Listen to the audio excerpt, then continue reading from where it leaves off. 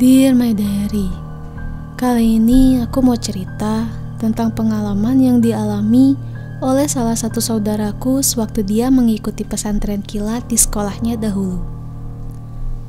Saat ini saudaraku itu sudah memiliki 2 orang anak, jadi kejadian ini benar-benar sudah lama sekali terjadi. Kita sebut saja saudaraku itu Mayang. Masih jelas teringat saat itu, sekolah Mayang diliburkan karena memasuki bulan suci Ramadan. Singkat cerita, sekolah Mayang mengadakan kegiatan pesantren kilat untuk para siswanya selama 2 minggu. Selain tentunya untuk mengisi kegiatan liburan sekolah. Para siswa diberikan semacam buku saku Ramadan yang wajib diisi selama sebulan penuh, perihal kegiatannya selama bulan Ramadan, seperti mengikuti tarawih, ceramah subuh, dan lain-lain. Tiap lembarnya wajib ditandatangani oleh orang tua atau wali, serta para penceramah yang diikuti. Jadi ya mau gak mau, Mayang harus ikut kegiatan pesantren kilat, kalau gak mau nilai agama dan PMP-nya jeblok. Tapi orang tua Mayang punya pikiran lain. Mayang memang diikutkan pesantren kilat, hanya saja tidak di sekolahnya. Tapi orang tua Mayang justru mencarikan pesantren kilat yang benar-benar full mondok di tempat pesantrennya. Sewaktu sampai di pondok yang masih asri dekat kaki gunung di sebuah desa di Jawa Barat, ternyata Mayang tidak seorang diri. Ada 3 orang teman satu sekolahnya yang dipondokkan di pesantren yang sama. Dan mereka ditempatkan di sebuah ruangan atau biasa disebut kobong untuk menginap. Satu kobong diisi kurang lebih 20 orang anak. Kasur mereka berjejer rapih dan tiap tempat tidur hanya dipisahkan oleh lemari kayu saja. Mereka diajarkan hidup sederhana, jauh dari televisi atau bahkan radio. Oh iya, saat itu tidak ada anak-anak yang memiliki HP seperti sekarang ini ya. Malam pertama sampai malam ketiga dilalui tanpa ada kejadian yang berarti. Mayang mulai merasa kangen pada suasana rumah. Yang namanya perempuan, tentu aja ada waktu di mana dia tidak bisa mengikuti kegiatan pesantren seperti biasa karena haid. Dan kebetulan 3 orang temannya pun sedang haid juga. Akhirnya mereka mengisi kegiatan pesantren di ruangan yang memang khusus untuk para santri perempuan yang sedang haid. Disinilah hal aneh mulai terjadi. Suatu malam, teman Mayang harus mengganti pembalutnya. Dia membangunkan Mayang karena takut untuk pergi ke toilet sendiri. Selain karena letaknya yang lumayan jauh, juga sudah beredar cerita di kalangan para santri kalau toilet itu lumayan angker dan banyak kejadian janggal di sekitarnya. Seperti selalu terdengar bunyi air di malam hari, kadang suara tertawa dan menangis yang sayup terdengar dari kejauhan, dan ketika diperiksa tidak ada siapapun di sana. Mayang kemudian mengantarkan temannya itu untuk mengganti pembalut ke toilet.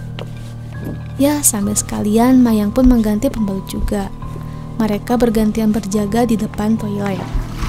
Tidak berapa lama, kemudian mereka selalu mengganti pembalutnya dan kembali ke kobong. Mayang bertanya, pembalut temannya dibuang kemana, karena dia tidak melihat temannya membawa kantong plastik untuk membuang pembalutnya. Sudah menjadi kebiasaan Mayang bahwa pembalut bekas haruslah dibungkus oleh kantong plastik untuk kemudian dibuang ke tempat yang aman. Tapi temannya itu dengan santainya bilang, "Tenang, udah kubuang di dalam toilet." Mayang kemudian bilang ke temannya, "Hati-hati loh, ada yang mungut."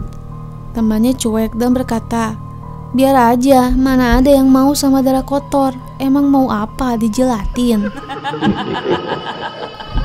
Mayang kemudian menghela nafas panjang. Dan ya, sudahlah, itu kan darah kamu, bukan punya saya. Keesokan harinya, Mayang bangun di pagi hari. Tapi dia melihat temannya itu belum bangun dari tidurnya. Bahkan sampai siang hari, dia tidak kunjung melihat temannya. Dia mulai cemas dan memeriksa ke Kobong. Ya, benar saja. Temannya ternyata sedang demam tinggi. Tubuhnya menggigil dan sekali-sekali meracau. Mayang kemudian memberitahukan keadaan temannya kepada pengurus pondok. Temannya pun kemudian dibawa ke pondok perawatan, semacam UKS kalau di sekolah. Setelah diberi obat, temannya diharuskan menginap di pondok perawatan dan tidak kembali ke Kobong sampai keadaannya pulih. Mayang dan 2 orang temannya pun memutuskan untuk menjaga temannya di pondok perawatan itu. Malam hari pun tiba, temannya yang sakit tiba-tiba terbangun dan duduk di tempat tidurnya.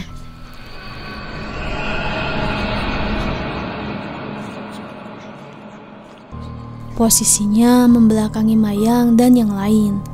Sambil melihat ke sudut ruangan itu, tangannya kemudian menunjuk dan melambai ke arah sudut kosong di ruangan itu.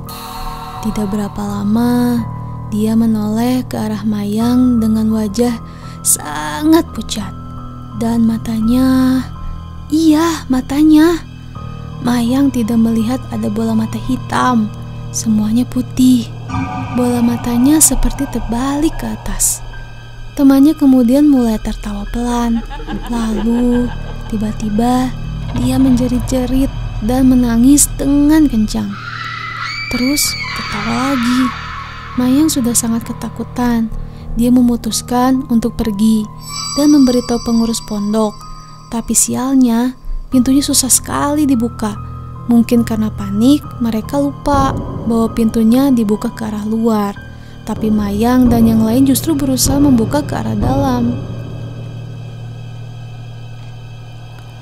Mayang melihat ke arah temannya yang kini seperti diajak mengobrol oleh seseorang di pojokan di sudut ruangan kosong di pondok perawatan. Temannya yang sakit itu mengangguk-angguk, lalu sesekali menoleh ke arah Mayang dengan senyuman yang mengerikan.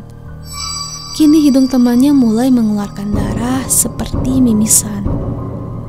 Tidak berapa lama, kemudian pengurus pondok datang karena suara gaduh di tempat Mayang.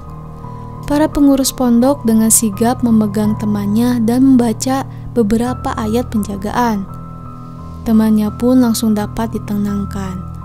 Pengurus pondok lalu bertanya kepada Mayang, apa ada yang mereka lakukan di malam sebelumnya yang menyebabkan temannya kerasukan. Mayang lalu teringat perihal pembalut temannya yang dibuang ke toilet yang terkenal angker itu. Penjaga pondok dan Mayang pun bergegas ke toilet yang dimaksud. Dan benar saja, bau amis menyengat, disertai bau bangkai tercium dari pintu kamar toilet yang dimaksud. Ketika pintu toilet dibuka, betapa kagetnya Mayang, karena di depan matanya, dia melihat sesosok makhluk dengan bulu hitam tebal memenuhi badannya sedang memegangi pembalut temannya dengan lidah terjulur panjang sambil menjelati darah dari pembalut itu.